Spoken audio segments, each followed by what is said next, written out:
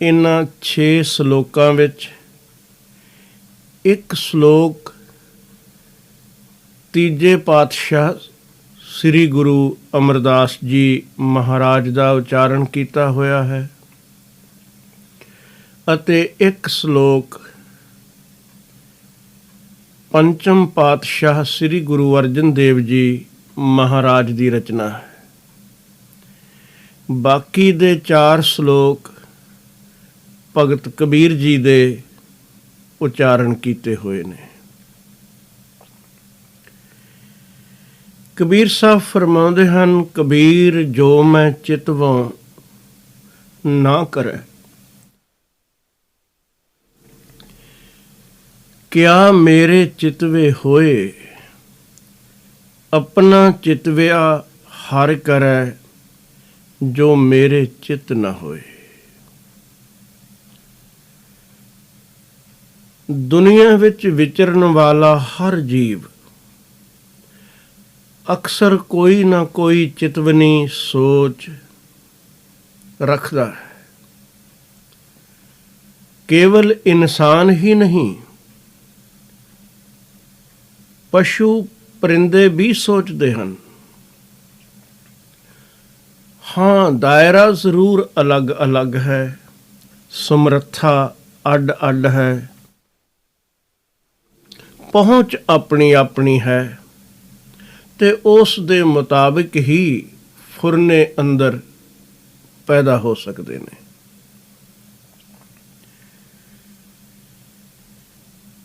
ਹਰ ਇੱਕ ਨੇ ਕੁਦਰਤੀ ਗੱਲ ਹੈ ਕਿ ਆਪਣੇ ਫਾਇਦੇ ਦੀ ਗੱਲ ਹੀ ਸੋਚਣੀ ਹੈ ਤੇ ਚਿਤਵਨੀ ਉਹ ਕਰਨੀ ਹੈ ਜਿਸ ਵਿੱਚ ਆਪਣਾ ਮੁਫਾਦ ਛੁਪਿਆ ਹੋਇਆ ਹੋਵੇ।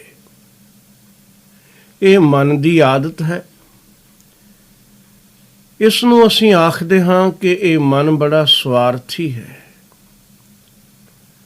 ਬਹੁਤ ਦੂਰ ਤੱਕ ਧਾਰਮਿਕ ਦ੍ਰਿਸ਼ਟੀਕੋਣ ਤੋਂ ਦੇਖਿਆ ਜਾਏ ਤਾਂ ਸਵਾਰਥੀ ਇਹ ਹੈ ਨਹੀਂ, ਮੂਰਖ ਆਖੋ ਤਾਂ ਠੀਕ ਹੈ। ਸਵਾਰਥੀ ਲਫ਼ਜ਼ ਅਸਾਂ ਵਿਗਾੜ ਜ਼ਰੂਰ ਲਿਆ ਹੈ, ਪਰ ਹੈ ਬੜਾ ਕੀਮਤੀ। ਸਵੈ ਦੇ ਅਰਥ ਜਿਹੜਾ ਕੁਝ ਕਰ ਸਕੇ ਉਹ ਹੈ ਸਵਾਰਥੀ, ਤੇ ਸਵੈ ਦਾ ਮਤਲਬ ਹੈ ਆਪਣਾ ਆਪਾ। ਆਪਣੇ ਆਪ ਦੇ ਭਲੇ ਲਈ ਕੁਝ ਕਰਨਾ ਕੋਈ ਬੁਰਾਈ ਨਹੀਂ, ਲੇਕਿਨ ਆਪਣੇ ਆਪੇ ਦਾ ਅਸਲੀ ਭਲਾ ਤਾਂ ਇਹ ਹੈ ਕਿ ਕੋਈ ਐਸਾ ਸਰਮਾਇਆ ਪੱਲੇ ਬੰਨ੍ਹ ਲਿਆ ਜਾਏ ਜੋ ਨਾਲ ਨਿਭ ਸਕੇ, ਅਰਥ ਆਵੇ ਵੀ ਜਿਸ ਵੇਲੇ ਜ਼ਰੂਰਤ ਪਵੇ। ਜੋ ਕੰਮ ਹੀ ਨਾ ਆਏ ਉਹ ਪਦਾਰਥ ਇਕੱਠੇ ਕਰਦਿਆਂ ਜ਼ਿੰਦਗੀ ਗਵਾ ਲਈ, ਇਹ ਕੈਸਾ ਸਵੈ ਅਰਥ ਹੈ। ਆਪਣੇ ਭਲੇ ਲਈ ਤਾਂ ਕੁਝ ਕੀਤਾ ਹੀ ਨਾ, ਬਹੁਤ ਕੁਝ ਇਕੱਠਾ ਕਰ ਕਿਸੇ ਲਈ ਛੱਡ ਗਿਆ ਹੈ। ਉਹ ਇੱਥੇ ਭੋਗੇਗਾ, ਉਜਾੜੇਗਾ ਕਿ ਵਧਾਏਗਾ, ਪ੍ਰਮਾਤਮਾ ਜਾਣੇ। ਇਸ ਨੂੰ ਸਵਾਰਥੀ ਵੀ ਕਿਸ ਅਰਥ ਤੋਂ ਅਸੀਂ ਗਿਣੀਏ, ਪਰ ਇਹ ਇੱਕ ਵੱਖਰਾ ਸਬਜੈਕਟ ਹੈ। ਅਸੀਂ ਕਈ ਲਫ਼ਜ਼ ਬੇਧਿਆਨੀ ਨਾਲ ਕਿਸੇ ਹੋਰ ਢੰਗ ਵਿੱਚ ਵਰਤਦੇ ਹਾਂ, ਭਾਵ ਦੂਰ ਤੱਕ ਸੋਚਿਆ ਕੁਝ ਹੋਰ ਹੁੰਦਾ ਹੈ। ਪਰ ਚਲੋ ਸਧਾਰਨ ਦ੍ਰਿਸ਼ਟੀ ਤੋਂ ਹੀ ਦੇਖੀਏ ਤਾਂ ਮਨ ਸੋਚਦਾ ਹੈ, ਇਉਂ ਕਹਿ ਲਈਏ, ਆਪਣੇ ਮੁਫਾਦ ਦੀਆਂ ਗੱਲਾਂ। ਭਾਵੇਂ ਇਹ ਮੁਫਾਦ, ਇਹ ਫਾਇਦਾ, ਇਹ ਲਾਭ ਇਸ ਨੂੰ ਵੀ ਪਤਾ ਨਹੀਂ ਕਿ ਅੰਤ ਤੇ ਕਿਧਰੇ ਮੇਰਾ ਨੁਕਸਾਨ ਹੀ ਨਾ ਹੋ ਨਿਬੜੇ। ਆਪਣੇ ਵੱਲੋਂ ਇੰਝ ਹੀ ਸੋਚਦਾ ਹੈ ਕਿ ਮੇਰੇ ਲਈ ਇਹ ਬਿਹਤਰ ਹੈ, ਇਹ ਹੋਣਾ ਚਾਹੀਦਾ ਹੈ। ਗੁਰੂ ਤੇਗ ਬਹਾਦਰ ਸਾਹਿਬ ਜੀ ਨੇ ਬਚਨ ਲਿਖਿਆ ਹੈ, ਉਹ ਕਹਿੰਦੇ ਨੇ, ਪਰ ਕੁਦਰਤ ਨੂੰ ਇਹ ਮਨਜ਼ੂਰ ਨਹੀਂ, ਕਾਦਰ ਨੂੰ, ਕਰਤਾ ਪੁਰਖ ਨੂੰ ਇਹ ਪਾਉਂਦਾ ਨਹੀਂ। ਨਾ ਹਰ ਇੱਕ ਮਨੁੱਖ ਦੀ ਕਲਪਨਾ ਨੂੰ ਪੂਰਿਆਂ ਕੀਤਾ ਹੀ ਜਾ ਸਕਦਾ। ਹਰ ਮਨੁੱਖ ਚਾਹੇਗਾ ਸਾਰੀ ਦੁਨੀਆ ਦੀ ਦੌਲਤ ਮੇਰੇ ਕਦਮਾਂ ਵਿੱਚ ਹੋਵੇ। ਸੀਮਤ ਸਾਧਨ ਹਰ ਇੱਕ ਨੂੰ ਕਿਵੇਂ ਮਿਲ ਜਾਣਗੇ? ਇਹ ਤਾਂ ਇੱਥੋਂ ਤੱਕ ਵੀ ਚਾਹੁੰਦਾ ਹੈ ਦੂਜੇ ਨੂੰ ਮਿਟਾ ਕੇ ਵੀ ਆਪਣੀ ਹਸਤੀ ਨੂੰ ਹੋਰ ਵਧਾ ਸਕਾਂ। ਤੇ ਹਰ ਇੱਕ ਚਾਹੁੰਦਾ ਹੈ ਕੌਣ ਕਿਸ ਨੂੰ ਮਿਟਾਏ। ਗੁਰੂ ਤੇਗ ਬਹਾਦਰ ਸਾਹਿਬ ਜੀ ਕਹਿੰਦੇ ਨੇ ਇਸ ਲਈ ਕਰਤਾ ਪੁਰਖ ਦਾ ਇੱਕ ਨਿਯਮ ਬੜਾ ਅਜੀਬ ਵਰਤਦਾ ਹੈ। ਮਨੁੱਖ ਕੁਝ ਹੋਰ ਚਾਹੁੰਦਾ ਹੈ, ਕਰਤਾ ਪੁਰਖ ਕੁਝ ਹੋਰ ਕਰਦਾ ਹੈ। ਭਾਵ ਭਗਤ ਕਬੀਰ ਜੀ ਦੇ ਬਚਨ ਦਾ ਵੀ ਇਹੀ ਹੈ। ਉਹ ਕਹਿੰਦੇ ਨੇ ਕਬੀਰ ਜੋ ਮੈਂ ਚਿਤਵਾਂ ਨਾ ਕਰੈ, ਕਿਆ ਮੇਰੇ ਚਿਤਵੇ ਹੋਏ। ਫਿਰ ਮੇਰੇ ਸੋਚਣ ਦਾ ਕੀ ਲਾਭ? ਜੋ ਮੈਂ ਸੋਚਦਾ ਹਾਂ ਉਹ ਕਰਦਾ ਨਹੀਂ। ਆਪਣਾ ਚਿਤਵਿਆ ਹਰ ਕਰੈ, ਜੋ ਮੇਰੇ ਚਿਤ ਨਾ ਹੋਏ। ਇਸ ਕੁਦਰਤ ਵਿੱਚ ਕਾਦਰ ਉਹ ਖੇਲ ਵਰਤਾ ਦਿੰਦਾ ਹੈ ਜੋ ਮੇਰੀ ਯਾਦ ਸ਼ਕਤੀ ਵਿੱਚ ਕਦੀ ਆਇਆ ਹੀ ਨਾ ਹੋਵੇ, ਚਿੱਤ ਚੇਤੇ ਹੀ ਨਾ ਹੋਵੇ, ਸੁਪਨੇ ਵਿੱਚ ਵੀ ਨਾ ਹੋਵੇ। ਵਰਤ ਉਹ ਕੁਝ ਜਾਂਦਾ ਹੈ। ਫਿਰ ਮੇਰੇ ਚਿਤਵਣ ਦਾ, ਮੇਰੇ ਸੋਚਣ ਦਾ ਅਰਥ ਕੀ ਹੈ? ਗੁਰੂ ਤੇਗ ਬਹਾਦਰ ਸਾਹਿਬ ਜੀ ਕਹਿੰਦੇ ਨੇ ਨਰ ਚਾਹਤ ਕੱਛ ਔਰ। ਚਿਤਵਾ ਨੂੰ ਸਪਸ਼ਟ ਕਰ ਦਿੱਤਾ ਹੈ। ਮਨੁੱਖ ਕੁਝ ਹੋਰ ਚਾਹੁੰਦਾ ਹੈ। ਨਰ ਚਾਹਤ ਕੱਛ ਔਰ, ਪਰ ਕੁਦਰਤ ਵਿੱਚ ਵਰਤਿਆ ਕੀ? ਔਰ ਹੈ ਕੀ ਔਰ ਹੈ ਭਾਈ? ਹੋਰ ਦੀ ਹੋਰ ਘਟਨਾ ਵਰਤ ਗਈ। ਚਿਤਵਤ ਰਹਿਓ ਠਗੌਰ, ਨਾਨਕ ਫਾਸੀ ਗਲ ਪਰੀ। ਇਹ ਠੱਗੀਆਂ ਸੋਚਦਾ ਸੀ। ਹਰ ਚੋਰ ਚਾਹੁੰਦਾ ਹੈ, ਚਿਤਵਦਾ ਹੈ ਮੈਂ ਸੰਨ ਵੀ ਲਾਵਾਂ, ਪਰਾਇਆ ਘਰ ਲੁੱਟ ਵੀ ਲਵਾਂ, ਮੈਨੂੰ ਦੇਖੇ ਵੀ ਕੋਈ ਨਾ, ਪਕੜਿਆ ਜਾਣਾ ਤਾਂ ਦੂਰ ਦੀ ਬਾਤ। ਕਿਸੇ ਨੂੰ ਪਤਾ ਵੀ ਨਾ ਲੱਗੇ ਕਿ ਚੋਰ ਮੈਂ ਹਾਂ। ਝੂਠ ਮਨੁੱਖ ਬੋਲਦਾ ਹੈ ਕਿਸ ਲਈ? ਕੁਝ ਛੁਪਾਉਣਾ ਚਾਹੁੰਦਾ। ਠਗੌਰੀ ਇਸ ਦੇ ਅੰਦਰ ਹੈ, ਠੱਗ ਬੂਟੀ ਇਸ ਦੇ ਅੰਦਰ ਹੈ। ਇਹ ਠੱਗੀਆਂ ਦੀ ਕਲਪਨਾ ਕਰਦਾ ਹੈ, ਲੇਕਿਨ ਅੰਤ ਇਸੇ ਦੇ ਗਲੇ ਫਾਹੀ ਪੈ ਗਈ, ਪਕੜਿਆ ਗਿਆ। ਚਾਹੁੰਦਾ ਤਾਂ ਕੋਈ ਵੀ ਚੋਰ, ਡਾਕੂ, ਲੁਟੇਰਾ, ਬੇਈਮਾਨ ਬੰਦਾ ਨਹੀਂ ਕਿ ਉਹ ਕਦੀ ਪਕੜਿਆ ਜਾਏ, ਲੇਕਿਨ ਪਕੜੇ ਜਾਂਦੇ ਨੇ। ਇਸ ਵਿੱਚ ਭਲਾ ਹੀ ਹੈ, ਨਹੀਂ ਤਾਂ ਇਹ ਦੁਨੀਆ ਕੇਵਲ ਠੱਗੀ ਬਣ ਕੇ ਰਹਿ ਜਾਏ। ਬਾਬਾ ਫਰੀਦ ਜੀ ਨੇ ਬੜਾ ਪਿਆਰਾ ਬਚਨ ਲਿਖਿਆ ਹੈ। ਉਹ ਕਹਿੰਦੇ ਨੇ ਕੇਵਲ ਇਨਸਾਨ ਦੀ ਹੀ ਗੱਲ ਨਹੀਂ, ਮੈਂ ਵੇਖਦਾ ਹਾਂ ਪਸ਼ੂ ਪਰਿੰਦਿਆਂ ਵਿੱਚ ਵੀ ਇਹੀ ਕਹਾਣੀ ਵਰਤ ਰਹੀ ਹੈ। ਹਰ ਇੱਕ ਨੇ ਆਪਣੇ ਫਾਇਦੇ ਲਈ ਸੋਚਣਾ ਹੈ। ਹਾਂ, ਉਸ ਦੇ ਸੋਚਣ ਦਾ ਦਾਇਰਾ ਸੀਮਤ ਹੋ ਸਕਦਾ ਹੈ, ਅਲੱਗ-ਅਲੱਗ ਹੋ ਸਕਦਾ ਹੈ, ਲੇਕਿਨ ਆਪਣੇ ਵੱਲੋਂ ਉਸਨੇ ਆਪਣੇ ਭਲੇ ਲਈ ਹੀ ਸੋਚਣਾ ਹੈ। ਇੱਕ ਬਗਲੇ ਦੀ ਮਿਸਾਲ ਉਹਨਾਂ ਨੇ ਦਿੱਤੀ। ਜਿਹੜਾ ਸ਼ੌਕੀਨ ਹੈ ਡੱਡੀਆਂ ਮੱਛੀਆਂ ਖਾਣ ਦਾ, ਜ਼ਿੰਦਗੀ ਬਗਲੇ ਦੀ ਬੜੀ ਅਜੀਬ ਹੈ। ਸਾਰੀ ਉਮਰ ਪਾਣੀਆਂ ਦੇ ਕਿਨਾਰੇ ਤੇ ਕੱਟ ਲੈਂਦਾ ਹੈ, ਲੇਕਿਨ ਬਗਲੇ ਨੂੰ ਤਰਨ ਦੀ ਜਾਚ ਨਹੀਂ ਆਉਂਦੀ। ਬੱਤਖ ਤੈਰ ਜਾਂਦੀ ਹੈ, ਮੁਰਗਾਈ ਤੈਰ ਜਾਂਦੀ ਹੈ, ਹੰਸ ਤੈਰ ਜਾਂਦਾ ਹੈ, ਲੇਕਿਨ ਬਗਲੇ ਨੂੰ ਤਰਨ ਦੀ ਜਾਚ ਨਹੀਂ ਆਉਂਦੀ। ਨਾ ਇਹ ਡੂੰਘੇ ਪਾਣੀਆਂ ਵਿੱਚ ਜਾਂਦਾ ਹੈ। ਲੱਤਾਂ ਕੁਦਰਤ ਨੇ ਇਸ ਦੀਆਂ ਲੰਮੀਆਂ ਬਣਾਈਆਂ ਨੇ। ਇਹ ਖੜੋਂਦਾ ਹੈ ਪਾਣੀ ਵਿੱਚ, ਪਰ ਬੜਾ ਕਪਟੀ ਹੈ। ਰੰਗ ਰੂਪ ਹੰਸ ਵਰਗਾ। ਇਸ ਦੇ ਖੜੋਣ ਦਾ ਢੰਗ ਬਿਲਕੁਲ ਇਉਂ ਜਿਵੇਂ ਕੋਈ ਤਪਸਵੀ ਸਦਵਾਉਣ ਵਾਲਾ ਪਾਣੀ ਵਿੱਚ ਇੱਕ ਟੰਗ ਦੇ ਭਾਰ ਖੜਾ ਹੋਵੇ, ਰੱਤੀ ਪਰ ਹਿੱਲੇ ਡੁੱਲੇ ਨਾ।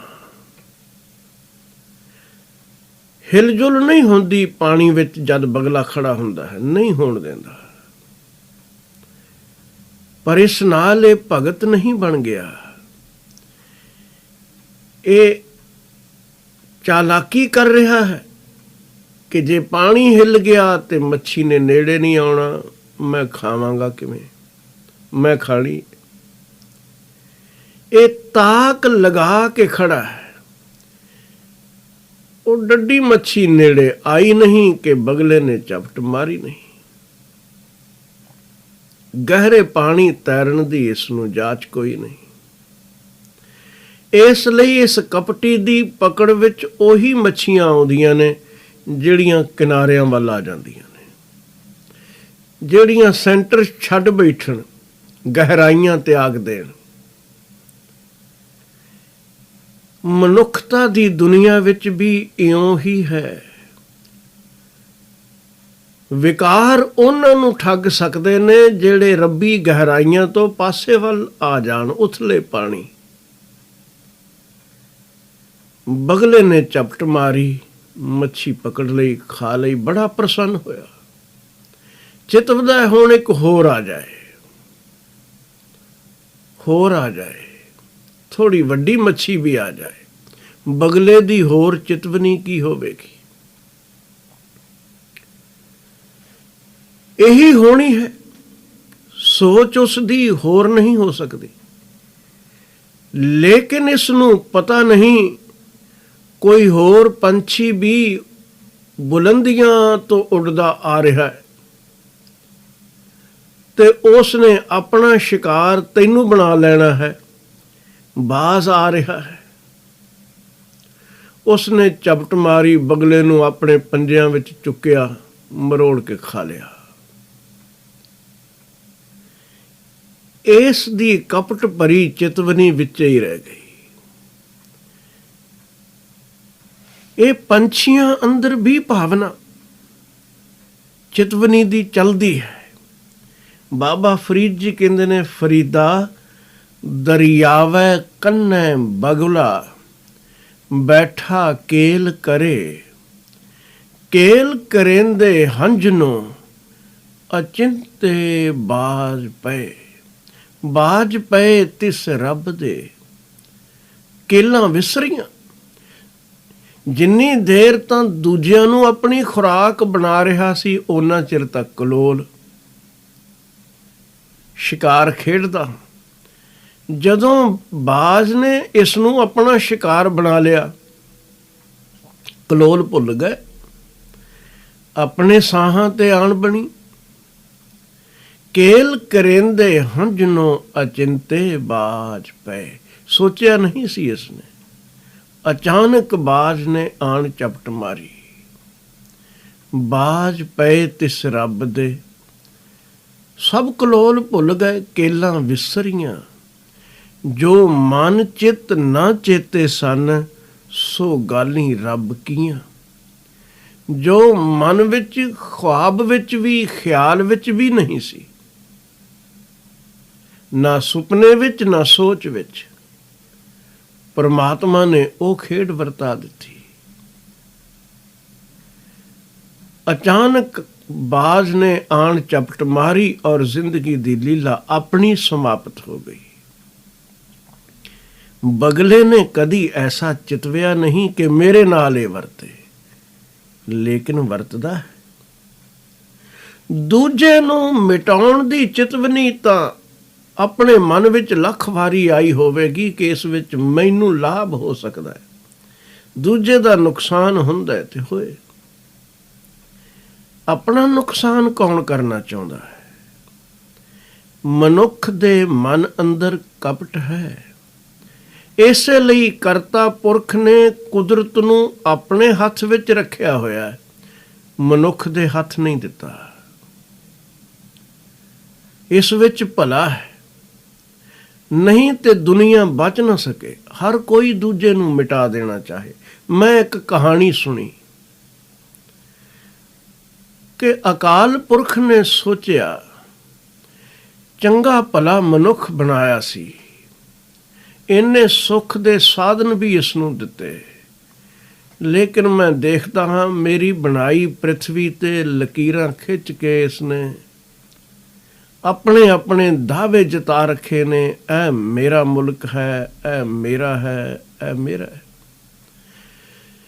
ਫਿਰ ਇੱਥੇ ਹੀ ਬਸ ਨਹੀਂ, ਇੱਕ ਦੂਜੇ ਦੀਆਂ ਹੱਦਾਂ ਵਿੱਚ ਦਖਲ ਅੰਦਾਜ਼ੀ ਚੱਲ ਰਹੀ ਹੈ, ਪ੍ਰਤੱਖ ਰੂਪ ਵਿੱਚ ਵੀ, ਗੁਪਤ ਰੂਪ ਵਿੱਚ ਵੀ। ਇਹ ਮਨੁੱਖ ਚਾਹੁੰਦਾ ਕੀ ਹੈ? ਕਹਾਣੀ ਹੈ ਕਿ ਪ੍ਰਭੂ ਨੇ ਸੋਚਿਆ, ਇੰਜ ਕਰਦੇ ਹਾਂ, 3 ਵੱਡੀਆਂ ਤਾਕਤਾਂ ਨੇ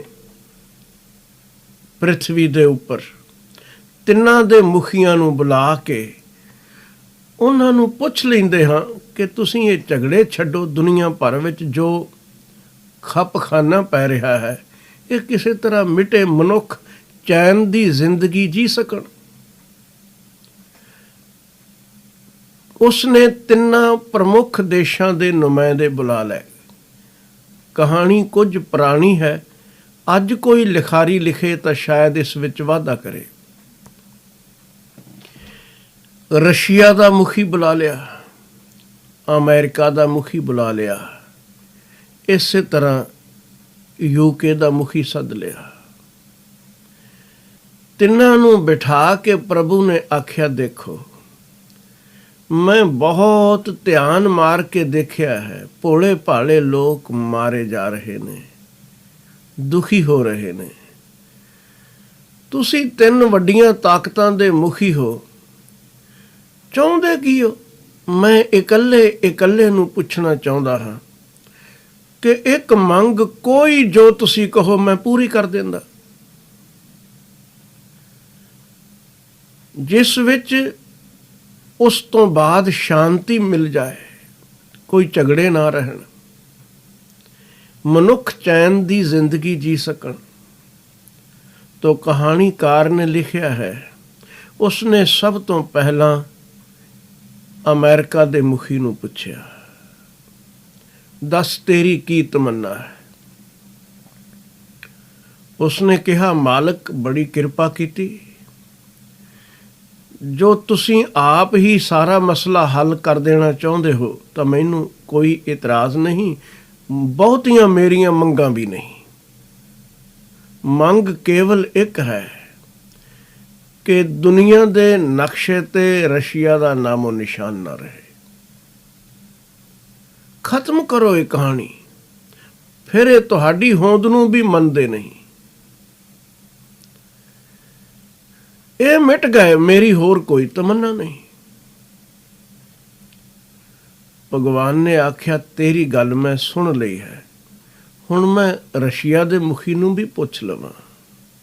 ਉਸ ਨੂੰ ਪੁੱਛਿਆ, ਉਸਨੇ ਆਖਿਆ, ਜੀ ਪਹਿਲੀ ਗੱਲ ਤਾਂ ਇਹ ਹੈ ਕਿ ਮੈਨੂੰ ਇੰਜ ਪ੍ਰਤੀਤ ਹੁੰਦਾ ਜਿਵੇਂ ਕੋਈ ਸੁਪਨਾ ਦੇਖ ਰਿਹਾ ਹਾਂ, ਕਿਉਂਕਿ ਮੈਂ ਤਾਂ ਹੁਣ ਤੱਕ ਇਹੀ ਪੜ੍ਹਿਆ ਸੁਣਿਆ ਸਮਝਿਆ ਹੈ, ਰੱਬ ਨਾਂ ਦੀ ਕੋਈ ਹਸਤੀ ਨਹੀਂ। ਪਰ ਚਲੋ ਇੱਕ ਪਰਖ ਵੀ ਹੋ ਜਾਏਗੀ, ਪਤਾ ਵੀ ਲੱਗ ਜਾਏਗਾ ਕਿ ਵਾਕਈ ਰੱਬ ਹੈ। ਇਹ ਮਨੁੱਖ ਬੜਾ ਚਾਲਾਕ ਹੈ, ਇਹ ਰੱਬ ਦੀ ਹਸਤੀ ਨੂੰ ਵੀ ਚੈਲੰਜ ਕਰ ਦਿੰਦਾ। ਜੇ ਮੇਰਾ ਇਹ ਕੰਮ ਹੋ ਜਾਏ ਤਾਂ ਮੰਨ ਲਵਾਂਗਾ ਤੂੰ ਹੈ, ਜੇ ਨਾ ਹੋਇਆ ਤਾਂ ਇਸ ਦਾ ਅਰਥ ਹੈ ਤੂੰ ਨਹੀਂ। ਐਵੇਂ ਲੋਕ ਗੱਲਾਂ ਬਾਤਾਂ ਕਰਦੇ ਨੇ। ਤੇਰੀ ਹਸਤੀ ਹੋਵੇ ਤਾਂ ਜ਼ਰੂਰੀ ਹੈ ਕਿ ਫਿਰ ਮੇਰਾ ਕੰਮ ਵੀ ਹੋਣਾ ਚਾਹੀਦਾ ਹੈ, ਭਾਵੇਂ ਉਸ ਕੰਮ ਵਿੱਚ ਇਹ ਕਿਸੇ ਦਾ ਨੁਕਸਾਨ ਹੀ ਕਿਉਂ ਨਾ ਸੋਚ ਰਿਹਾ ਹੋਵੇ। ਰੱਬ ਕੋਈ ਤੇਰਾ ਗੁਲਾਮ ਥੋੜੀ ਹੈ। ਪਰ ਖੈਰ, ਕਹਾਣੀਕਾਰ ਆਖਦਾ ਹੈ, ਰਸ਼ੀਆ ਦੇ ਮੁਖੀ ਨੇ ਆਖਿਆ, ਚਲੋ ਪਤਾ ਹੀ ਲੱਗ ਜਾਏਗਾ, ਜੋ ਮੈਂ ਚਾਹੁੰਦਾ ਜੇ ਉਹ ਹੋ ਗਿਆ ਤਾਂ ਇਸ ਦਾ ਮਤਲਬ ਤੂੰ ਹੈ। ਸਭ ਚਰਚ ਖੋਲ ਦਿੱਤੇ ਜਾਣਗੇ ਦੁਬਾਰਾ। ਭਗਵਾਨ ਨੇ ਪੁੱਛਿਆ, ਤੂੰ ਦੱਸ ਤਾਂ ਸਹੀ, ਤੇਰੀ ਮੰਗ ਕੀ ਹੈ? ਉਸਨੇ ਕਿਹਾ, ਜੀ ਮੰਗ ਕੋਈ ਬਹੁਤ ਵੱਡੀ ਨਹੀਂ, ਮੈਨੂੰ ਸਾਰੇ ਮੁਲਕਾਂ ਨਾਲ ਕੋਈ ਬਹੁਤਾ ਮਤਲਬ ਨਹੀਂ, ਪਰ ਦੁਨੀਆ ਦੇ ਨਕਸ਼ੇ ਤੋਂ ਅਮਰੀਕਾ ਮਿਟ ਜਾਣਾ ਚਾਹੀਦਾ ਹੈ। ਇੱਕ ਕੰਮ ਮੇਰਾ ਕਰ ਦਿਓ, ਮੇਰਾ ਕੋਈ ਝਗੜਾ ਨਹੀਂ। ਭਗਵਾਨ ਹੈਰਾਨ ਹੋਇਆ, ਆਪਣੇ ਭਲੇ ਲਈ ਇਹ ਕੁਝ ਵੀ ਨਹੀਂ ਮੰਗ ਰਹੇ, ਦੂਜਾ ਮਿਟ ਜਾਏ। ਅਖੀਰ ਵਿੱਚ ਵਾਰੀ ਆਈ ਯੂਕੇ ਦੇ ਮੁਖੀ ਦੀ। ਤੂੰ ਦੱਸ। ਉਸਨੇ ਕਿਹਾ, ਜੀ ਗੱਲ ਬੜੀ ਸਾਫ਼ ਹੈ, ਅਸੀਂ ਤਾਂ ਬਹੁਤ ਸੱਭਿਅਕ ਲੋਕ ਹਾਂ, ਤੁਹਾਡੇ 'ਚ ਵਿਸ਼ਵਾਸ ਵੀ ਪੂਰਾ ਰੱਖੀਦਾ ਹੈ ਕਿ ਤੁਸੀਂ ਹੋ। ਮੈਂ ਕਿਸੇ ਦਾ ਬੁਰਾ ਨਹੀਂ ਚਾਹੁੰਦਾ, ਬਿਲਕੁਲ ਨਹੀਂ। ਮੈਂ ਕਿਉਂ ਕਿਸੇ ਦਾ ਬੁਰਾ ਮੰਗਾਂ ਕਿ ਇਹਨੂੰ ਮਿਟਾ ਦਿਓ, ਕਿ ਇਹਨੂੰ ਨਾ ਮਿਟਾਓ। ਇੱਕ ਦੀ ਗੱਲ ਮੰਨ ਲਓ, ਦੂਜੇ ਦੀ ਨਾ ਮੰਨੋ, ਦੂਜਾ ਨਾਰਾਜ਼ ਹੋਵੇ। ਮੇਰੀ ਕੋਈ ਮੰਗ ਨਹੀਂ, ਬਸ ਇੱਕੋ ਗੱਲ ਹੈ, ਮੈਂ ਸਿਫਾਰਿਸ਼ ਕਰ ਦੇਣਾ, ਇਹਨਾਂ ਦੋਹਾਂ ਦੀ ਮੰਗ ਪੂਰੀ ਕਰ ਦਿਓ। ਮਤਲਬ ਸਮਝਣਾ, ਦੋਹਾਂ ਦੀ ਮੰਗ ਪੂਰੀ ਹੁੰਦੀ ਏ, ਦੋਵੇਂ ਮਿਟ ਜਾਂਦੇ ਨੇ। ਮਨੁੱਖ ਦੀ ਚਿਤਵਨੀ ਹੈ ਕਿ ਇਹ ਕਹਾਣੀ ਕੇਵਲ ਇਹ ਖਬਰ ਦਿੰਦੀ ਹੈ ਕਿ ਮਨੁੱਖ ਦੀ ਚਿਤਵਨੀ ਕੀ ਹੈ। ਵਧੇਰੇ ਕਰਕੇ ਦੂਜੇ ਦੀ ਲਕੀਰ ਮਿਟਾ ਕੇ ਆਪਣੀ ਵੱਡੀ ਦਿਖਾਉਣੀ ਚਾਹੁੰਦਾ ਹੈ, ਵੱਡੀ ਖਿੱਚਣੀ ਨਹੀਂ ਜਾਣਦਾ। ਬੜਾ ਕੰਪੀਟੀਸ਼ਨ ਹੈ। ਔਰ ਕੇਵਲ ਮਨੁੱਖ ਦੀ ਦੁਨੀਆ ਵਿੱਚ, ਬਗੀਚੇ ਵਿੱਚ ਫੁੱਲ ਨੇ, ਕੋਈ ਗੁਲਾਬ ਦਾ ਹੈ, ਕੋਈ ਸਤਵਰਗ ਦਾ ਹੈ, ਕੋਈ ਜੂਹੀ ਦਾ ਹੈ, ਕਦੀ ਉਹਨਾਂ ਕੰਪੀਟੀਸ਼ਨ ਨਹੀਂ ਕੀਤਾ। ਇੱਕ ਦੂਜੇ ਨਾਲੋਂ ਮੈਂ ਅਗਾਂਹ ਵਧਣਾ। ਇਹ ਮਨੁੱਖ ਦੀ ਚਿਤਵਨੀ ਹੀ ਗਲਤ ਹੈ। ਇਸ ਲਈ ਗੁਰੂ ਤੇਗ ਬਹਾਦਰ ਸਾਹਿਬ ਜੀ ਨੇ ਵੀ ਇਹ ਕਿਹਾ, ਚਿਤਵਤ ਰਹਿਓ ਠਗੌਰ, ਨਾਨਕ ਫਾਸੀ ਗਲ ਭਰੀ। ਤੇ ਬਾਬਾ ਫਰੀਦ ਜੀ ਨੇ ਵੀ ਇਹੀ ਬਚਨ ਕਹੇ, ਬਾਜ ਪਏ ਤਿਸ ਰੱਬ ਦੇ ਕੇਲਾਂ ਵਿਸਰੀਆਂ, ਜੋ ਮਨ ਚਿੱਤ ਨਾ ਚੇਤੇ ਸਨ, ਸੋ ਗੱਲ ਨਹੀਂ ਰੱਬ ਕੀਆਂ। ਕਬੀਰ ਜੀ ਦਾ ਵਿਚਾਰ ਵੀ ਇਹੀ ਹੈ, ਕਬੀਰ ਜੋ ਮੈਂ ਚਿਤਵਉ ਨਾ ਕਰੈ, ਕਿਆ ਮੇਰੇ ਚਿਤਵੇ ਹੋਏ। ਹਰ ਮਨੁੱਖ ਦੀ ਚਿਤਵਨੀ ਅਲੱਗ ਹੈ। ਪਰਮਾਤਮਾ ਕੋਈ ਪਾਗਲ ਥੋੜੀ ਹੈ, ਕਿਵੇਂ ਕਰ ਦੇਗਾ ਹਰ ਇੱਕ ਦੀ ਮੰਗ ਪੂਰੀ। ਬੜੀ ਪੁਰਾਣੀ ਤੁਸੀਂ ਸੁਣੀ ਹੋਵੇਗੀ ਇੱਕ ਵਿਅਕਤੀ ਦੀ ਕਹਾਣੀ, ਜੋ ਆਪਣੀਆਂ ਦੋ ਬੱਚੀਆਂ ਨੂੰ ਮਿਲਣ ਲਈ ਜਾਂਦਾ ਹੈ। ਇੱਕ ਦਾ ਪਤੀ ਖੇਤੀਬਾੜੀ ਕਰਦਾ ਹੈ, ਉਹ ਆਖਦੀ, ਬਾਪੂ ਮੇਰੇ ਲਈ ਅਰਦਾਸ ਕਰੀ ਕਿ ਇਹ ਮਹੀਨਾ ਭਰ ਇਸ ਵਿੱਚ 2-3 ਬਰਸਾਤਾਂ ਚੰਗੀਆਂ ਪੈ ਜਾਣ, ਰੱਜਵੀਆਂ, ਖੇਤੀ ਚੰਗੀ ਹੋ ਜਾਏਗੀ। ਦੂਸਰੀ ਪਾਸ ਜਾਂਦਾ ਹੈ, ਉਸ ਦਾ ਪਤੀ ਮਿੱਟੀ ਦੇ ਭਾਂਡੇ ਬਣਾਉਂਦਾ ਹੈ, ਉਹਨਾਂ ਆਵੀ ਪਾਈ ਹੈ। ਉਹ ਆਖਦੀ ਹੈ, ਬਾਪੂ ਮੇਰੇ ਲਈ ਅਰਦਾਸ ਕਰੀ ਕਿ ਮੀਂਹ ਬਿਲਕੁਲ 2-3 ਹਫ਼ਤੇ ਨਾ ਪਵੇ, ਸਾਡੇ ਭਾਂਡੇ ਪੱਕ ਜਾਣਗੇ। ਕਿਸ ਕਿਸ ਦੀ ਗੱਲ ਤੁਸੀਂ ਸੁਣੋਗੇ? ਜੋ ਪਰਮਾਤਮਾ ਕਰਦਾ ਹੈ ਉਹ ਠੀਕ ਹੈ। ਦਰਅਸਲ ਕਬੀਰ ਜੀ ਸਾਨੂੰ ਚਿਤਵਨੀਆਂ ਵਿੱਚੋਂ ਕੱਢ ਰਹੇ ਹਨ। ਉਹ ਕਹਿੰਦੇ ਨੇ, ਰਜ਼ਾ ਵਿੱਚ ਰਾਜ਼ੀ ਹੋਣਾ ਕਦ ਸਿੱਖੇਗਾ? ਤੇਰਾ ਚਿਤਵਿਆ ਕੁਝ ਨਹੀਂ ਹੋਣਾ, ਤੇ ਫਿਰ ਚਿਤਵਣ ਦਾ ਫਾਇਦਾ ਕੀ? ਇੱਕ ਨਜ਼ਾਰਾ ਇਹ ਵੀ ਦੇਖ, ਉਸ ਦੀ ਰਜ਼ਾ ਦਾ ਬੜਾ ਆਨੰਦ ਹੈ। ਨਾ ਤੇਰੀਆਂ ਚਿਤਵਨੀਆਂ ਪੂਰੀਆਂ ਹੋ ਸਕਦੀਆਂ ਨੇ, ਨਾ ਹੋਣੀਆਂ ਨੇ। ਹਰ ਗੱਲ ਤੇਰੀ ਕਿਵੇਂ ਪੂਰੀ ਹੋ ਜਾਏ? ਬਾਕੀ ਸੰਸਾਰ ਵੀ ਹੈ। ਸਗੋਂ ਇੰਜ ਦੇਖਣਾ ਸ਼ੁਰੂ ਕਰਕੇ ਪਰਮਾਤਮਾ ਜੋ ਕਰ ਰਿਹਾ ਹੈ ਉਹ ਤੇਰੇ ਨਾਲੋਂ ਵਧੇਰੇ ਜਾਣਦਾ ਹੈ ਕਿ ਤੇਰੇ ਲਈ ਕੀ ਬਿਹਤਰ ਹੈ, ਸੰਸਾਰ ਲਈ ਕੀ ਚੰਗਾ ਹੈ। ਉਸ ਦੀ ਰਜ਼ਾ ਵਿੱਚ ਰਾਜ਼ੀ ਹੋ ਜਾ। ਕਬੀਰ ਜੀ ਸਾਡੀ ਹਾਲਤ ਬਿਆਨ ਕਰ ਰਹੇ ਹਨ, ਆਪਣੇ ਆਪ ਦਾ ਜ਼ਿਕਰ ਕਰਕੇ। ਕਬੀਰ ਜੋ ਮੈਂ ਚਿਤਵਉ ਨਾ ਕਰੈ, ਕਿਆ ਮੇਰੇ ਚਿਤਵੇ ਹੋਏ। ਆਪਣਾ ਚਿਤਵਿਆ ਹਰਿ ਕਰੈ, ਜੋ ਮੇਰੇ ਚਿਤ ਨ ਹੋਏ। ਇਹ ਨੁਕਤਾ ਸਮਝਦਿਆਂ ਹੀ ਮਨੁੱਖ ਚਿਤਵਨੀਆਂ ਤੋਂ ਮੁਕਤ ਹੋ ਜਾਏ ਤਾਂ ਬਿਹਤਰ ਹੈ।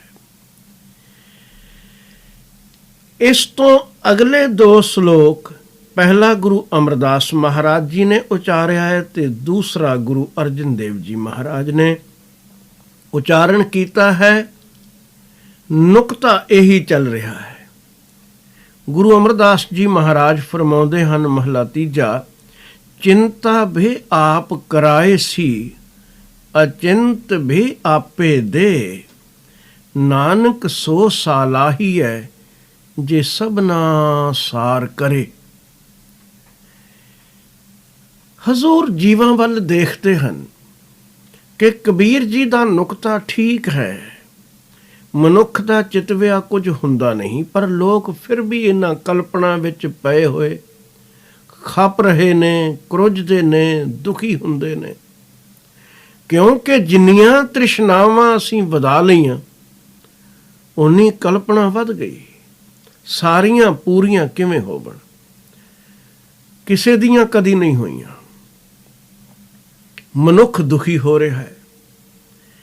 ਕਰਤਾ ਪੁਰਖ ਦੀ ਕੁਦਰਤ ਨੂੰ ਗੁਰੂ ਅਮਰਦਾਸ ਮਹਾਰਾਜ ਜੀ ਗੌਰ ਕਰਕੇ ਦੇਖਦੇ ਹਨ ਤੇ ਕਹਿੰਦੇ ਹਨ, ਐ ਮਾਲਕ, ਮੈਂ ਤੇ ਇੰਜ ਕਹਾਂਗਾ ਕਿ ਖੇਲ ਇਹ ਵੀ ਤੇਰਾ ਹੈ। ਅਕਸਰ ਇਹ ਮਨ ਕਿਸ ਨੇ ਬਣਾਇਆ? ਇਹ ਵੀ ਤਾਂ ਤੇਰੀ ਹੀ ਰਚਨਾ ਹੈ। ਜੀਵਾਂ ਦੇ ਅੰਦਰ ਫਿਕਰ ਸੋਚ ਪੈਦਾ ਹੋ ਰਹੇ ਨੇ, ਚਿੰਤਾਵਾਂ ਉੱਠ ਰਹੀਆਂ ਹਨ, ਇਹ ਆਪਣੀਆਂ ਕਲਪਨਾ ਦੇ ਜਾਲ ਵਿੱਚ ਪੈ ਰਹੇ ਹਨ। ਕੌਤਕ ਇਹ ਵੀ ਤੇਰਾ ਹੀ ਹੈ।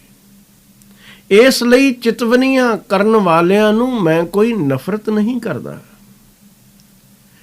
ਜਿੰਨੀ ਸਮਝ ਤੂੰ ਬਖਸ਼ੀ ਉਸ ਢੰਗ ਨਾਲ ਸੋਚ ਰਹੇ ਨੇ, ਹੈ ਇਹ ਵੀ ਰਜ਼ਾ ਹੀ। ਇਹ ਇੱਕ ਪਰਮਾਰਥ ਦੀ ਬੜੀ ਉੱਚੀ ਪਦਵੀ ਹੈ।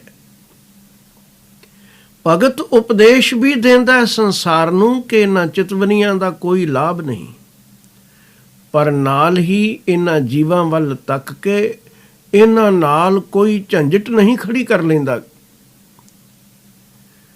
ਪਰਮਾਤਮਾ ਨੂੰ ਵੀ ਮੁਖਾਤਬ ਕਰਦਾ ਹੈ ਕਿ ਖੇਲ ਤੇਰਾ ਹੈ, ਇਹਨਾਂ ਨੂੰ ਮੈਂ ਨਫ਼ਰਤ ਨਹੀਂ ਕਰਨੀ। ਉਹ ਫਿਰ ਵੀ ਪਿਆਰ ਕਰਦਾ ਹੈ। ਔਗਣ ਦੇਖ ਕੇ ਪਿਆਰ ਨਾ ਕਰੇ ਭਗਤ ਤਾਂ ਉਹ ਭਗਤ ਹੀ ਨਹੀਂ। ਭਾਈ ਗੁਰਦਾਸ ਜੀ ਨੇ ਲਿਖਿਆ ਹੈ, ਜਿਸ ਵੇਲੇ ਵੇਸਵਾ ਦੁਆਰੇ ਜਾ ਪਹੁੰਚਾ ਸਾਧੂ, ਮਨ ਚਲਿਆਂ ਨੇ ਭੇਜ ਦਿੱਤਾ ਰਾਤ ਕੱਟਣੀਓ, ਉਹ ਦੀਵਾ ਜਗਦਾ ਹੈ, ਜਾ ਕੇ ਦਰਵਾਜ਼ਾ ਖੜਕਾ ਲੈ। ਸਾਧੂ ਨੇ ਜਾ ਖੜਕਾਇਆ। ਗਣਕਾ ਨੇ ਸੱਚ ਦੱਸ ਦਿੱਤਾ ਕਿ ਇਹ ਤਾਂ ਵਿਚਾਰਾਂ ਦਾ ਅੱਡਾ ਹੈ, ਸਾਧੂਆਂ ਦੇ ਠਹਿਰਨ ਦੀ ਜਗ੍ਹਾ ਨਹੀਂ। ਪਰ ਸਾਧੂ ਤਾਂ ਦਰਅਸਲ ਪੂਰਾ ਸਾਧੂ ਹੈ। ਉਸਨੇ ਸੋਚਿਆ ਇਹ ਬੱਚੀ ਸੱਚ ਦੱਸ ਰਹੀ ਹੈ ਆਪਣੀ ਜ਼ਿੰਦਗੀ ਦੀ ਕਹਾਣੀ, ਇਸ ਤੇ ਦਇਆ ਹੋਣੀ ਚਾਹੀਦੀ, ਨਫ਼ਰਤ ਨਹੀਂ। ਸਾਧੂ ਕੀ ਤੇ ਨਫ਼ਰਤ ਕੀ। ਕਮਾਲ ਦਾ ਬਚਨ ਭਾਈ ਗੁਰਦਾਸ ਜੀ ਨੇ ਲਿਖਿਆ। ਉਹ ਕਹਿਣ ਲੱਗੇ, ਦੁਰਮਤ ਦੇਖ ਦਇਆਲ ਹੋਏ। ਦੁਰਮਤ ਦਾ ਮਤਲਬ ਹੈ ਖੋਟੀ ਮਤ।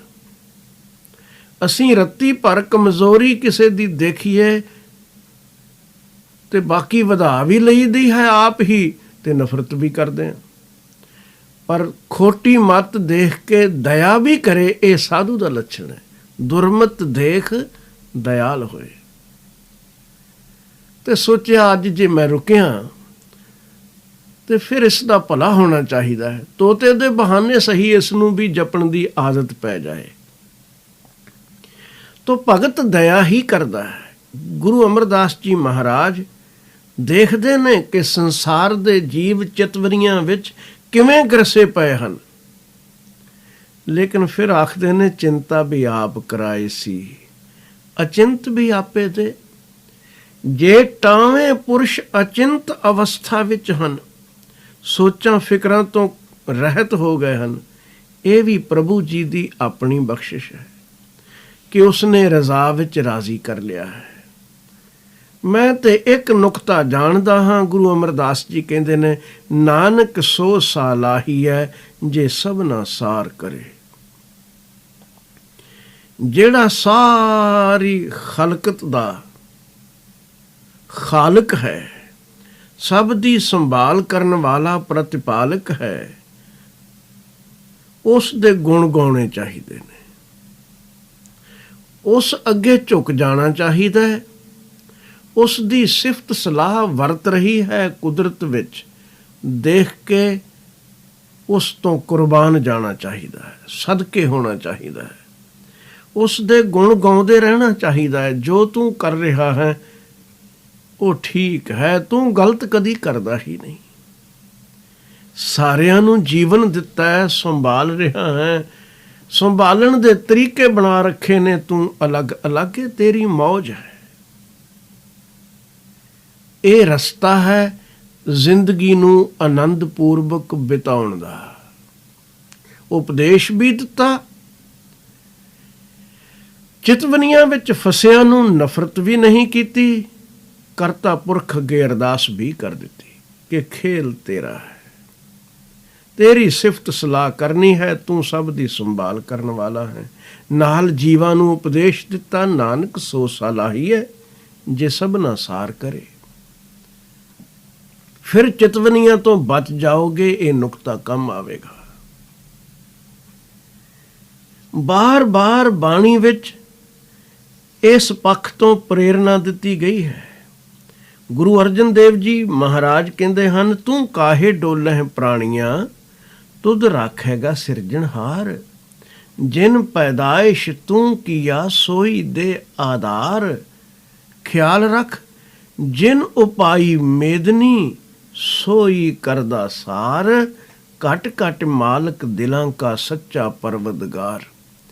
ਜਿਸਨੇ ਕਾਇਨਾਤ ਪੈਦਾ ਕੀਤੀ ਹੈ ਉਹ ਸਾਰ ਲੈਂਦਾ ਹੈ, ਸੰਭਾਲਦਾ ਹੈ। ਕੋਟ ਬ੍ਰਹਮੰਡ ਕੋ ਠਾकुर स्वामी ਸਰਬ ਜੀਆਂ ਕਾ ਦਾਤਾਰੇ। ਸਾਰੇ ਜੀਵਾਂ ਦਾ ਉਹ ਦਾਤਾਰ ਹੈ, ਪ੍ਰਤਿਪਾਲੈ ਨਿਤ ਸਾਰ ਸੰਭਾਲੈ। ਇੱਕ ਗੁਣ ਨਹੀਂ ਮੂਰਖ ਜਾਤਾ ਰੇ।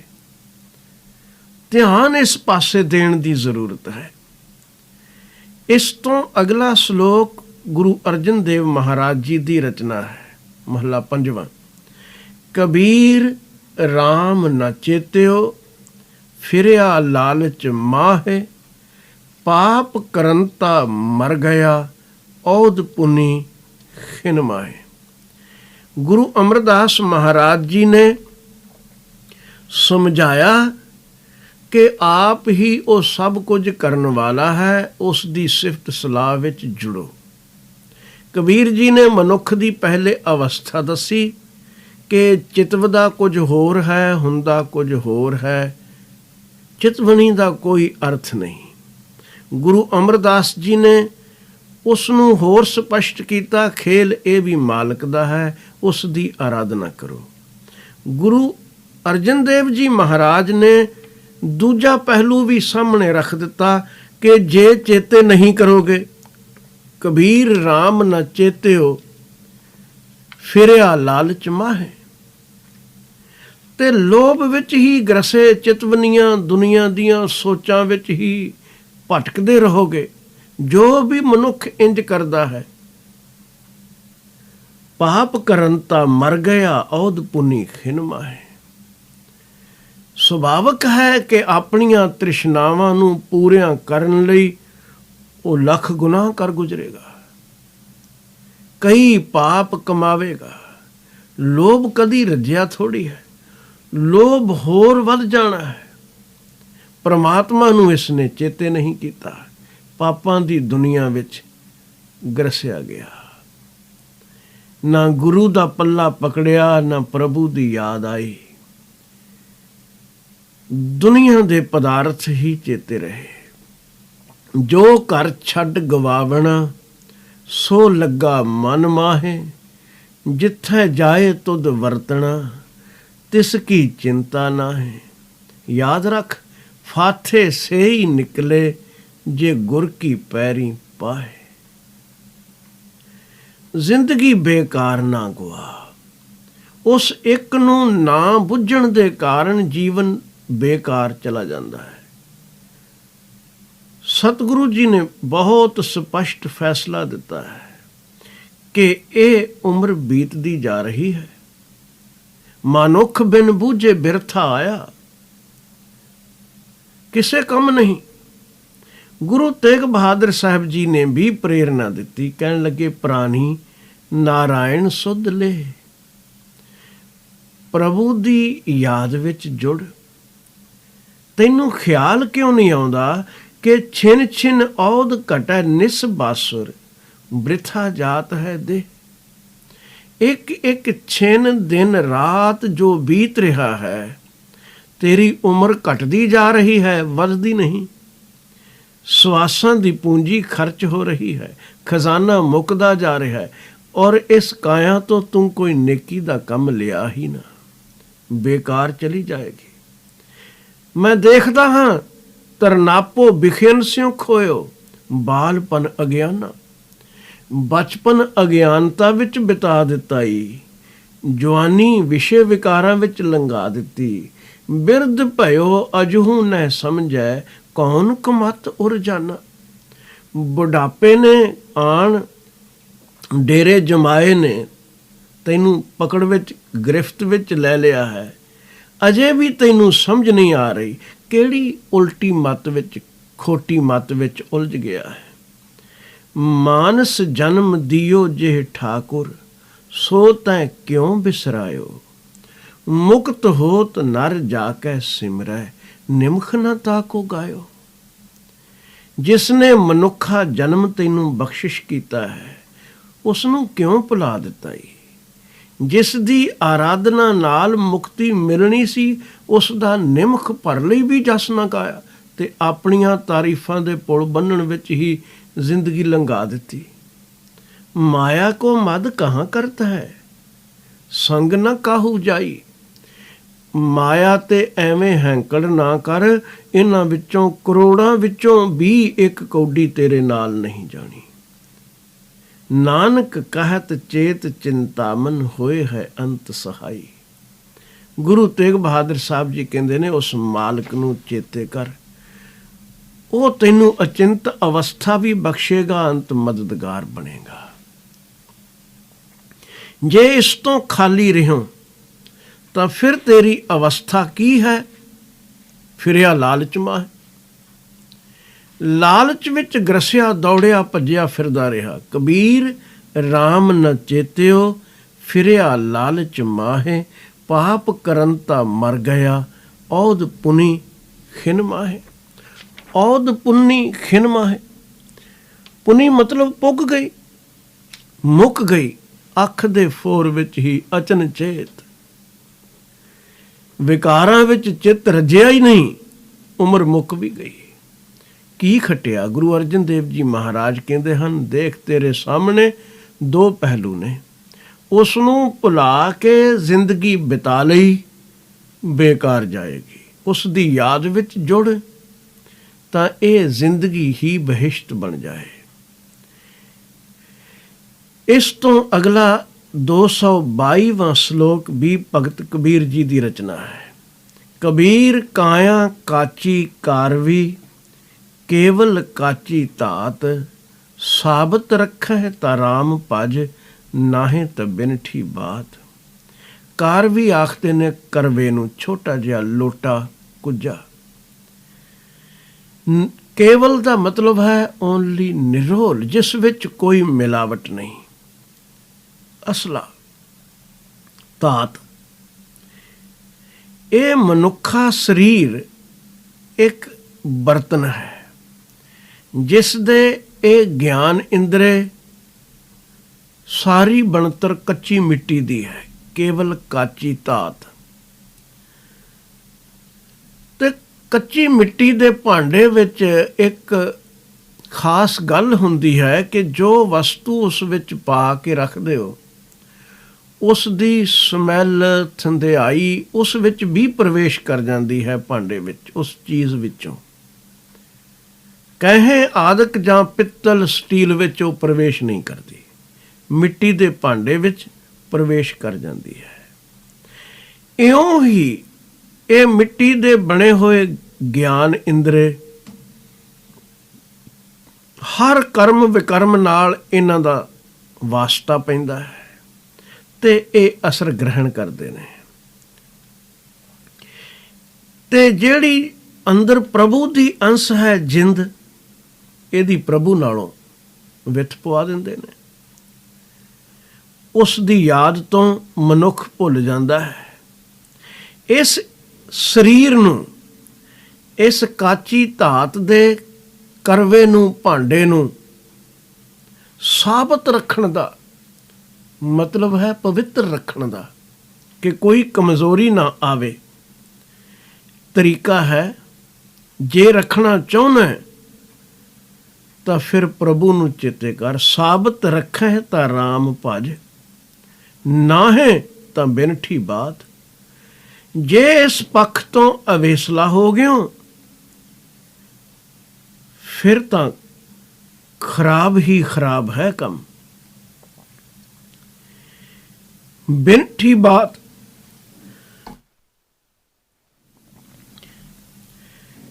ਫਿਰ ਤਾਂ ਇਹ ਸਾਰੀ ਵਿਗੜੀ ਹੋਈ ਕਹਾਣੀ ਹੈ। ਨਾਸ ਹੋਈ ਸਮਝੇ ਕਾਇਆ, ਵਿਕਾਰਾਂ ਵਿੱਚ ਇਸਨੇ ਵਿਗੜ ਜਾਣਾ ਹੈ। ਤੇਰੀ ਮਨੁੱਖਾ ਜ਼ਿੰਦਗੀ ਦੀ ਖੇਡ ਹੀ ਵਿਗੜ ਜਾਏਗੀ ਜੇ ਪ੍ਰਭੂ ਤੋਂ ਉਲਟੇ ਪਾਸੇ ਤੁਰ ਪਿਓ। ਜੇ ਪ੍ਰਭੂ ਨਾਲ ਜੁੜ ਗਿਓ ਤਾਂ ਵਿਕਾਰਾਂ ਦਾ ਕੋਈ ਪ੍ਰਭਾਵ ਇਸ ਤੇ ਨਹੀਂ ਪਵੇਗਾ। ਜੁੜਨ ਦੀ ਜੁਗਤ ਹੈ ਸਿਮਰਨ ਯਾਦ। ਕਬੀਰ ਕੇਸੋ ਕੇਸੋ ਕੂਕੀਐ, ਨਾ ਸੋਈਐ ਅਸਾਰ। ਰਾਤ ਦਿਵਸ ਕੇ ਕੂਕਨੇ, ਕਬਹੂ ਕੇ ਸੁਨੈ ਪੁਕਾਰ। ਕੇਸ਼ਵ ਲੰਮੇ ਕੇਸਾਂ ਵਾਲਾ ਪ੍ਰਮਾਤਮਾ ਦਾ ਇੱਕ ਨਾਮ ਹੈ। ਹਮੇਸ਼ਾ ਉਸ ਅੱਗੇ ਪੁਕਾਰ ਕਰਦਾ ਰਹੋ। ਜੇ ਸਾਬਤ ਰੱਖਣਾ ਹੀ ਇਸ ਕਰਵੇ ਨੂੰ, ਸਾਬਤ ਕਦਮ ਜ਼ਿੰਦਗੀ ਰੱਖਣੀ ਹੈ, ਅਪਵਿੱਤਰਤਾ ਤੋਂ ਬਚਣਾ ਹੈ, ਨਿਰਮਲ ਚਿੱਤ ਰਹਿਣਾ, ਤਾਂ ਆਰਾਧ ਉਸ ਨੂੰ, ਪੁਕਾਰ ਉਸ ਨੂੰ। ਕੂਕ, ਤੇਰੇ ਅੰਦਰੋਂ ਕੂਕ ਉੱਠੇ, ਪੁਕਾਰ ਉੱਠੇ ਉਸ ਮਾਲਕ ਅੱਗੇ, ਉਸ ਨੂੰ ਚੇਤੇ ਕਰ। ਕਬੀਰ ਕੇਸੋ ਕੇਸੋ ਕੂਕੀਐ, ਨਾ ਸੋਈਐ ਅਸਾਰ। ਗਾਫਲ ਹੋ ਕੇ ਬੇਪਰਵਾਹੀ ਵਿੱਚ ਸੌ ਨਾ ਜਾਈ। ਇਸ ਦਾ ਭਾਵ ਇਹ ਨਹੀਂ ਕਿ ਕਬੀਰ ਜੀ ਸਾਨੂੰ ਆਰਾਮ ਕਰਨ ਤੋਂ ਰੋਕ ਰਹੇ ਨੇ। ਜਿਹੜੀ ਨੀਂਦਰ ਵਿੱਚ ਅਸੀਂ ਗਫਲਤ ਦੀ ਨੀਂਦਰ ਵਿੱਚ ਗਲਤਾਨ ਹੋਏ ਹੋਏ ਸੁੱਤੇ ਹਾਂ, ਉਸ ਤੋਂ ਸਾਵਧਾਨ ਕਰ ਰਹੇ ਹਨ। ਨੈਨੋ ਨੀਂਦ ਪਰ ਦ੍ਰਿਸ਼ਟ ਵਿਕਾਰ, ਸ਼ਰਵਣ ਸੋਏ, ਸ਼ਰਵਣ ਮਤਲਬ ਕੰਨ, ਇਹ ਵੀ ਸੁੱਤੇ ਪਏ ਨੇ। ਸ਼ਰਵਣ ਸੋਏ ਸੁਣ ਨਿੰਦ ਵਿਚਾਰ, ਰਸਨਾ ਸੋਈ, ਜ਼ਬਾਨ ਵੀ ਸੁੱਤੀ ਪਈ ਹੈ। ਲੋਭ ਮਿੱਠੇ ਸਾਧ, ਮਿੱਠੇ ਸਵਾਦਾਂ ਦੇ ਚਸਕਿਆਂ ਵਿੱਚ। ਰਸਨਾ ਸੋਈ ਲੋਭ ਮਿੱਠੇ ਸਾਧ, ਮਨ ਸੋਇਆ ਮਾਇਆ ਬਿਸਮਾਦ। ਮਾਇਆ ਦੀ ਅਸਚਰਜਤਾ ਵਿੱਚ ਮਨ ਸੁੱਤਾ ਪਿਆ ਹੈ। ਉਸ ਤੋਂ ਸਾਵਧਾਨ ਕਰਦੇ ਹਨ। ਨਾ ਸੋਈਐ ਅਸਾਰ, ਬੇਪਰਵਾਹੀ ਵਿੱਚ ਸੌ ਨਾ ਜਾ। ਕੂਕ ਉਸ ਨੂੰ ਪੁਕਾਰ, ਰਾਤ ਦਿਵਸ ਕੇ ਕੂਕਨੇ, ਕਬਹੂ ਕੇ ਸੁਨੇ ਪੁਕਾਰ। ਜੇ ਉਸ ਮਾਲਕ ਨੂੰ ਸਿਮਰਦੇ ਰਹੀਏ ਤਾਂ ਕਿਸੇ ਨਾ ਕਿਸੇ ਵੇਲੇ ਉਹ ਜੀਵ ਦੀ ਅਰਦਾਸ ਜ਼ਰੂਰ ਸੁਣ ਲੈਂਦਾ ਹੈ। ਇਹ ਵੀ ਆਖਣ ਦੀ ਗੱਲ ਹੈ, ਸੁਣ ਉਸੇ ਵੇਲੇ ਹੀ ਲੈਂਦਾ ਹੈ। ਸਾਡੇ ਜੁੜਨ ਵਿੱਚ ਦੇਰ ਹੋ ਸਕਦੀ ਹੈ ਕਿ ਸਾਡਾ ਕੂਕਣਾ ਵੀ ਹੌਲੀ ਹੌਲੀ ਗਹਿਰਾ ਹੋਵੇ, ਪਰ ਗਹਿਰਾਈ 'ਚੋਂ ਉੱਠੀ ਪੁਕਾਰ ਮਾਲਕ ਦੇ ਦਰ ਸੁਣੀ ਜਾਂਦੀ ਹੈ। ਪੁਕਾਰਨ ਵਾਲਾ ਬਣ। ਅੱਜ ਦਾ ਆਖਰੀ ਸ਼ਲੋਕ। ਕਬੀਰ ਕਾਇਆ ਕਜਲੀ ਬਨ ਭਇਆ, ਮਨ ਕੁੰਚਰ ਮੈਮੰਤ। ਅੰਕਸ ਗਿਆਨ ਰਤਨ ਹੈ, ਖੇਵਟ ਬਿਰਲਾ ਸੰਤ।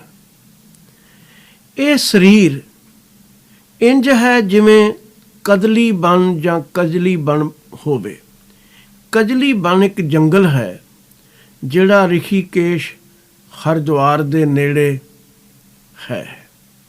ਬੜਾ ਸੰਘਣਾ ਜੰਗਲ।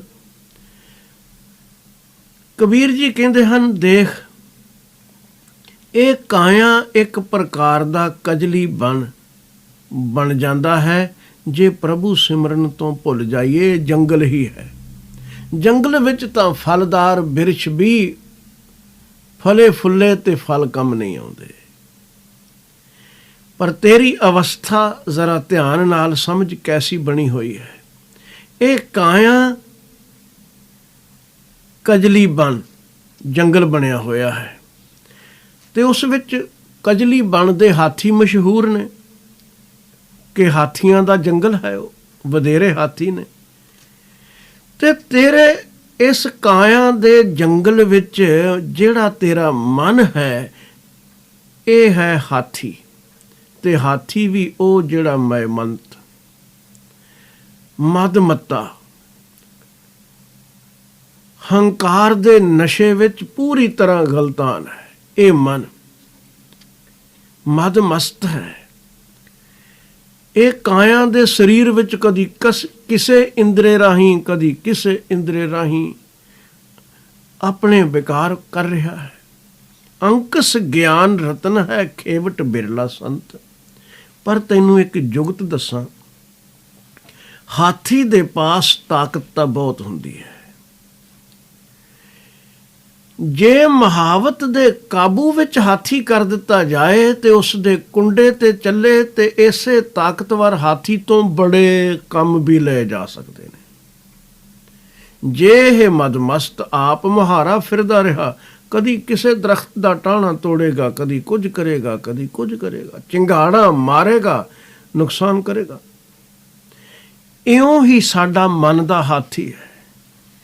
ਇਹ ਜਦੋਂ ਮਦਮਸਤ ਹੈ, ਬੜੀਆਂ ਚਿੰਗਾੜਾਂ ਮਾਰਦਾ ਹੈ, ਬੜਾ ਸ਼ੋਰ ਸ਼ਰਾਬਾ ਕਰਦਾ ਹੈ, ਆਪਾ ਦਿਖਾਉਂਦਾ ਹੈ, ਆਪਣੀ ਹਸਤੀ ਦਾ ਐਲਾਨ ਕਰਦਾ ਹੈ। ਇਹ ਮਨੁੱਖ ਹਉਂ ਦਾ ਭਰਿਆ ਹੋਇਆ ਹੈ, ਸੰਵਾਰ ਦਾ ਕੁਝ ਵੀ ਨਹੀਂ, ਵਿਗਾੜ ਆਪਣੀ ਜ਼ਿੰਦਗੀ ਵੀ ਲੈਂਦਾ ਹੈ। ਪਰ ਜੇ ਇਸ ਨੂੰ ਹਵਾਲੇ ਕਰ ਦਿੱਤਾ ਜਾਏ ਪੂਰੇ ਗੁਰੂ ਦੇ, ਤਾਂ ਗੱਲ ਬਣ ਸਕਦੀ ਹੈ। ਅੰਕਸ ਗਿਆਨ ਰਤਨ ਹੈ, ਗੁਰੂ ਦੇ ਹੱਥ ਵਿੱਚ ਕੁੰਡਾ ਹੈ, ਉਸ ਦੇ ਉਪਦੇਸ਼ ਦਾ, ਗਿਆਨ ਦਾ। ਖੇਵਟ ਬਿਰਲਾ ਸੰਤ, ਉਹ ਚਲਾਉਣ ਵਾਲਾ ਹੈ ਇਸ ਮਨ ਦੇ ਹਾਥੀ ਨੂੰ। ਕੋਈ ਭਾਗਾਂ ਵਾਲਾ ਗੁਰਮੁਖ ਇਸ ਗਿਆਨ ਦੇ ਕੁੰਡੇ ਨੂੰ ਵਰਤ ਕੇ ਇਸ ਮਨ ਨੂੰ ਚਲਾਉਣ ਦੇ ਯੋਗ ਬਣਦਾ ਹੈ। ਗੁਰੂ ਗਿਆਨ ਦਾ ਕੁੰਡਾ ਜੇ ਮਨ ਉੱਪਰ ਕਾਬਜ ਕਰ ਦੇਈਏ, ਤਾਂ ਇਹ ਮਨ ਸਿੱਧੀ ਦਿਸ਼ਾ ਵੱਲ ਚੱਲੇਗਾ। ਇਹ ਅਨੇਕਾਂ ਕੰਮ ਸਵਾਰੇਗਾ, ਵਿਗਾੜੇਗਾ ਨਹੀਂ। ਇੰਨਾ ਹੀ ਸਮਝਣ ਦੀ ਜ਼ਰੂਰਤ ਹੈ ਮਨ ਬੜਾ ਤਾਕਤਵਰ। ਇਸ ਨੂੰ ਗੁਰੂ ਗਿਆਨ ਦੇ ਕੁੰਡੇ ਦੀ ਅਧੀਨਗੀ ਵਿੱਚ ਚਲਾ ਕੇ ਅਸੀਂ ਜ਼ਿੰਦਗੀ ਵਿੱਚ ਬਹੁਤ ਬਰਕਤਾਂ ਪ੍ਰਾਪਤ ਕਰ ਸਕਦੇ ਹਾਂ। ਇਹ ਪਰਮਾਤਮਾ ਦੀ ਯਾਤਰਾ ਵੀ ਕਰ ਸਕਦਾ ਹੈ। ਵਿਕਾਰਾਂ ਵੱਲ ਤਾਂ ਦੌੜਦਾ ਫਿਰਦਾ ਹੀ ਹੈ, ਜੇ ਰੋਕਿਆ ਨਾ ਆਪ ਮੁਹਾਰਾ ਰਿਹਾ, ਨੁਕਸਾਨ ਕਰੇਗਾ। ਗੁਰੂ ਗਿਆਨ ਦੇ ਕੁੰਡੇ ਦੀ ਅਧੀਨਗੀ ਵਿੱਚ ਚੱਲ ਪਿਆ ਤਾਂ ਇਹ ਜ਼ਿੰਦਗੀ ਸਵਾਰਨ ਲਈ ਵੀ ਸਹਿਯੋਗੀ ਹੋ ਸਕਦਾ ਹੈ। ਵਾਹਿਗੁਰੂ ਜੀ ਕਿਰਪਾ ਕਰਨ, ਅਸੀਂ ਇਸ ਮਨ ਦੇ ਉੱਪਰ ਗੁਰੂ ਗਿਆਨ ਦੇ ਕੁੰਡੇ ਦਾ ਪ੍ਰਭਾਵ ਬਣਾ ਸਕੀਏ। ਭੁੱਲਾਂ ਖਿਮਾ ਕਰਨੀਆਂ। ਵਾਹਿਗੁਰੂ ਜੀ ਕਾ ਖਾਲਸਾ, ਵਾਹਿਗੁਰੂ ਜੀ ਕੀ ਫਤਿਹ।